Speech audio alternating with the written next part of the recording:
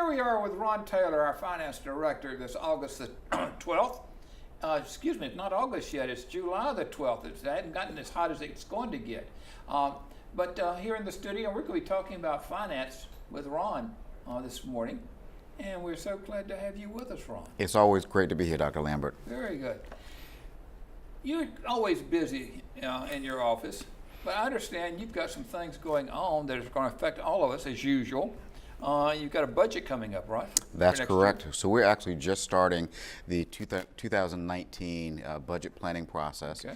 And while there's not a lot of direct impact from our residents, every director, every department within the campus has to really sit down and try to figure out what are the things that worked well with our financial planning process for the current year, and how do we want to capitalize on that for the new year, but also where are some opportunities for us to improve the way that we plan overall expenses, plan revenue that's going to affect every department, every employee, and ultimately the way that we provide support for our residents. But it does affect us, in that respect, but it also affects us. We've had the opportunity over the last couple of weeks to put in budget requests for capital expenditures. That is correct. Through the resident council that then goes forward to administration. That is correct. So when we look at our capital budget process, and when we look at our budget process as a whole, there is an operating budget and then there is the capital budget. And the capital really looks at infrastructure and large expenses that need to exist from a physical plant perspective. There is a target dollar amount that we try to spend relating to our capital expenditures. Clearly, we have a lot already planned on our plate with all of the repositioning activities, the new building that will continue to have cost going into 2019, plus the Garden Ridge existing building that we'll be doing modifications for. So a lot of those capital expenditures are already set in motion. For me, the biggest issue really relates to operating cost or operating budget, because that's really when we can affect the day-to-day lives for our residents. How do we make sure we have enough planned for our wages, so we have the right number of staff members so that our residents are supported. Right. We look at things such as home support, certified home health. How do we have the right number of staff members providing support there? And then just from an expense view on food cost. Right. All of that goes into what we have to plan for the entire year. And target, in most instances, we get it very close to right. Our overall goal, and we just finished our executive team meeting, and we said, let's kind of think about where we have had variances, financial variances this year. How do we plan for those next year so those things don't come up and surprise us? Right. So you do a lot of projecting. That's correct. And trying to read the crystal ball of what's going to take place A crystal ball is a great way to look at it, Dr. Lambert, because we do have to try to figure out what are our costs going to be. How do we look at the expenses that will go up? We always factor in expense increases for our staff wages, but food costs, what's going to happen there? Right. Labor costs when we bring in consultants to provide support for us with some of the plant activities. So all of those, in many instances, are a guess, for lack of better terms, or a true forecast. Because we are looking at some historical data, but how are those things going to change within the new year? What happens when we have a crisis, as far from a financial standpoint? I mean, how do you guys address it? How do we address it? If we look at a specific crisis we had this year, we had the flood damage that occurred due to faulty roof or roof failure. Right. The great thing about large activities like that, we have insurance that helps cover that. Okay. And so while we will end up having to outlay costs for it, we get reimbursed for our insurance carrier. Outside of that, if it is an operating expense that is unplanned for, we really have to make changes in the way that we spend money the rest of the year. And so for that reason, we don't necessarily have a cushion built in, but we are constantly looking at what are the strategic initiatives that we have in place, and do we have to move or shift those based on costs that happen that were unexpected. So that's maybe the reason that projects get postponed, even though we plan for them. That is it may take a lot longer to get them done. That is exactly what happens. Okay. Because I think we've seen that over the last couple of years in regards I think to that's why we don't have the elevator in Village Square as of yet. Exactly. But, clearly, construction's already in Yes. place for that one. But Yes. that is exactly what happens. We do a shift of priorities based on need. Okay, very good. The other thing is that with all of this, you have vendors that do things, right? And you have forms and all of that. What's happening with the vendors? Sure. Well, we have a new vendor that actually has provided our invoicing for us, and the new vendor actually came on board about 3 months ago. So our residents have now been receiving a vendor or an invoice that's printed by a brand new service provider. The format has changed slightly, where the invoice is now printed on both sides of the page. So we're trying to be a little more conscious of our impact on the environment. But it also has created a situation where residents have to be mindful of, yes, flip that page over. Right. And so we've tried to modify some things there. And so I'm actually asking our residents to give us feedback. What have you thought of the new layout, the fact that it is a double-sided, in color invoice? So we definitely want our residents to either give us a call, stop by the finance office and tell us your opinion of the new layout. Unfortunately, the vendor has had an impact in their production for this month.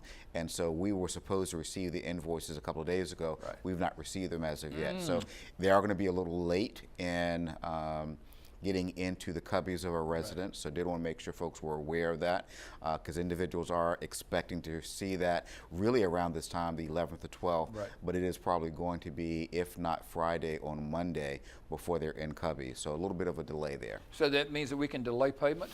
I'm not going to necessarily say yes to that, Clint, but I definitely realize that it does have an impact. Right. But I did want residents to know that there's going to be a slight delay. Okay. With the vendor, and just some feedback, they're still putting the envelopes in for those of us that have prepaid or direct deposit situations. That's correct. And so we are trying to identify how we can take that out, because it is a mechanical process that does the envelope stuffing. We've not been able to take that out at this point. But in some discussions that we have been having across all of our communities with the vendor, we are looking to really move to electronic invoicing over the next year or so. That's good. And so as that happens, it kind of takes away some of the paper impact that we're having, and then the lack of efficiency where envelopes are given to individuals that really never need it. And I would think also the cost of having the envelope is not necessary. Exactly. So we do ask individuals, if you have those envelopes and you're not going to use them, drop them by the finance office. We can recycle them, if you will. But we definitely realize it is an impact, and we're trying to make that so we change. could just drop them off to your office? Yes. Okay. Have you thought about maybe putting someplace around the cubbies that we could put one in? You know what? That's a great idea. We have not thought about that one. We might need to get you on our strategic team to come up with best practices. I'm already on your finance committee. But just something in regards to that. The other question I would have from a finance cost standpoint is colored. Does colored ink cost more than black ink? It does cost slightly more. However, based on our residents' needs, it's an easier read in color. Right. And so that's really the reason why we went down that path. Okay, very good. Speaking of residents, resident forums coming up, right? Yes, we do. So on the 17th of August is our next forum, and this is the Residence and Care Agreement Forum. And I've shared that this is really the first year we've been doing the RCA forum, and we've gotten awesome feedback. And I want to make sure our residents understand it's a great opportunity to better understand the really commitment that has been made at the point where a resident has moved in, their commitment as a resident, as well as our commitment as a service provider. We also always invite residents along with their POAs, their family members, because they actually are part of the process. As our residents have tenure here, they become more and more involved. So we want to make sure that they are always invited. Please stop by the finance office. You can register for it. We do serve a meal, so always make sure folks understand, don't eat lunch before you come, because we are going to really have a good lunch for individuals that attend. And it's a superb forum. I mean, having attended actually the first one, our daughter, attended with us, and it was just absolutely superb. The information that she gained and that we were able to share together and discuss together as far as our future. Yeah, we've gotten great feedback from our residents, so we'll definitely continue all of our forums, but this one we think will only enhance the interaction between our residents as well as Green Spring as a service provider. I think there's only great things because of it. Right. And then you can make decisions based on true information, true data in regards to it. Exactly. Like we went out and changed from having a will to having a trust fund, so which made a major difference. But, awesome. Yeah. Very good. Well, the other things that you're doing, everything's tied to finance, right? It is. Is there anything residents can do to decrease the cost? You know, when we look at our independent living residents, most of those costs are very standard and fixed. But we do ask individuals, look at your personal expenses, so things that you pay for outside of your Green Spring costs, and is there duplicity in anything that exists there? We have residents that have multiple cell phones. Right. When you were before retirement, yes, that was really needed. Right. But is it needed now, or is it just the comfort of what you've always had? In those instances, there are ways to actually reduce some of those costs. When we look at some of our residents that are beginning to use home support services, that's really an area where you can start saying, okay, as my costs increase, am I paying more money to be in independent living with an aide versus being in Garden Ridge, right, or the newly Dogwood Commons as it comes online, where most of those aid type services and support would automatically be included. So when aid cost or the amount of aids are really between that 15 hours or above, right, per week, per day, at that point the costs are getting very close to what an individual would pay to be in our CC. So that's something that individuals really need to look at. Good, very good. Well, Ron, as always, you're just a wealth of information, and we so greatly appreciate you sharing it with us. Always glad to be here. Very, very good. Thanks again. Look forward to seeing you again. Thanks, folks. And if you have any questions about finance, stop by at the finance office. They're always willing to answer them for you. Have a great day.